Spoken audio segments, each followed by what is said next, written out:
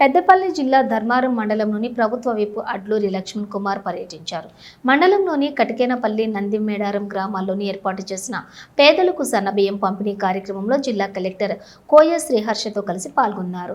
Ration లబ్ధిదారులకు సన్నబియ్యాన్ని అందజేసి శుభాకాంక్షలు తెలిపారు. ఈ సందర్భంగా ప్రభుత్వ విప్ అడ్లూరి మండలంలోని రేషన్ డీలర్లు శాలువాతోటి సత్కరించి తమ యొక్క సమస్యలను తెలుపుతూ వినతి పత్రాన్ని అందజేశారు. అనంతరం విప్ అడ్లూరి మీడియాతో మాట్లాడుతూ గతంలో అధికారంలో ఉన్న బీఆర్ఎస్ ప్రభుత్వం కేంద్రంలో అధికారంలో బీజేపీ ఏనాడు పేద ప్రజల సంక్షేమాన్ని పట్టించుకున్న పాపాన పోలేదని మండిపడ్డారు. రాష్ట్ర ప్రభుత్వం సంక్షేమ పథకాలను అమలు చేస్తుంటే దానిలో కేంద్రం పొత్తు ఉందంటూ మాట్లాడడం విడ్డూరంగా ఉందన్నారు. పన్నుల రూపంలో కేంద్ర ప్రభుత్వానికి 45% రాష్ట్ర ప్రభుత్వం చెల్లిస్తుందని తెలిపారు. బీఆర్ఎస్ బీజేపీ ప్రభుత్వాలు పేద ప్రజల కోసం చేసిందేంటో చెప్పాలని డిమాండ్ చేశారు.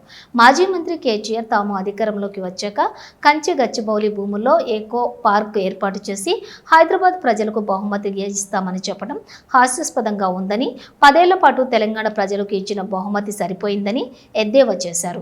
ఈ కార్యక్రమంలో ధర్మారం ఎంఆర్ఓ ఎండి వకీల్ ఆర్ఐ వరలక్ష్మి, కాంగ్రెస్ పార్టీ మండల అధ్యక్షులు తిరుపతి రెడ్డి, రేషన్ డీలర్లు, ప్రజలు పాల్గొన్నారు. గత 10 సంవత్సరాలకు అధికారంలో బీఆర్ఎస్ ప్రభుత్వం కానీ కేంద్రంలో ఉన్నటువంటి బీజేపీ ప్రభుత్వం కానీ ఏ రోజు పేదల పక్షాన పట్టించుకోలేదు.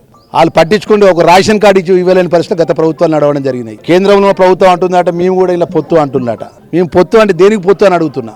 ఇలా కేంద్ర ప్రభుత్వానికి రాష్ట్ర ప్రభుత్వము పన్నుల రూపంగా 45% పన్నులు చెల్లింపు చేస్తుంది.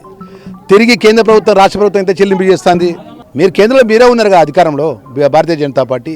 రాష్ట్రంలో మొన్నటి 15 నెలల వరకు బీజేపీ టీఆర్ఎస్ పార్టీ అధికారం ఉన్నది కదా. పేదవాళ్ళ పక్షాన్ని ఏం చేసింది మీరు? డబుల్ బెడ్రూమ్ ఇల్లు కట్టించిల్లా, 13 ఎకరాల భూమి ఇచ్చిల్లా దళితులకు? గత ప్రభుత్వం ఎప్పుడైనా ఆలోచన చేసిందా? ఈరోజు మంచి ఆలోచన చేసినప్పుడు మీరు స్వాగతించాల్సింది. పోయి 10 సంవత్సరాల కింద తీసుకున్న గిఫ్ట్లు సరిపోతాయి, కొత్త గిఫ్ట్లు వద్దు మాకు.